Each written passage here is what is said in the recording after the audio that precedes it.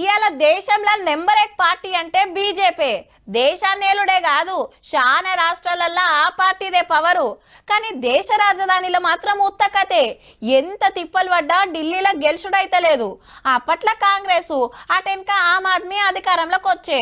రాష్ట్రపతి, ప్రధానమంత్రి, సెంటర్ మంత్రులు, పెద్ద ఆఫీసరు, పార్లమెంటు ఉండి దేశం అంతటికి కావాల్సిన నిర్ణయాలు జరిగే జాగల కమలం జెండా ఎగరేస్తానికి బగ్గనే తిప్పలు పడ్డరు.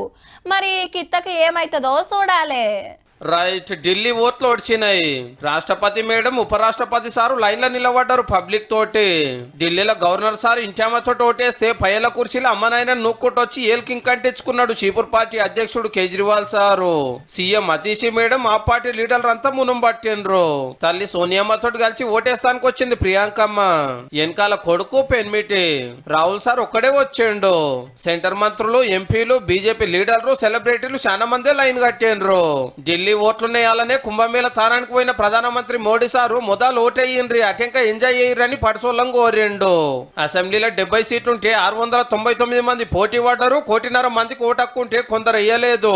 13 ఏళ్ల కంచెలే ఆమ్ ఆద్మీ పార్టీ పవర్లుంటే అంతకు మునుపు 15 ఏళ్లు కాంగ్రెస్ ఏలింది.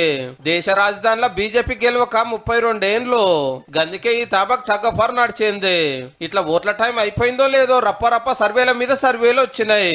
చీపూర్ పార్టీకి అన్ని సీట్లు, కమలం పార్టీకి ఇన్ని సీట్లు, కాంగ్రెస్ కు కొన్ని సీట్లని ఎవరి లెక్కలు చెప్పిన్రు. అసలు తీర్పు తెలవాలంటే ఈ శనివారం ఓట్ల మిషన్లు తెరిచినాకనే నా ఓటు గెలిచిందా లేదా అని ఓటర్లకు, మా పార్టీ పవర్లకు వస్తుందా లేదా అని లీడర్లకు అందరికి టెన్షనే.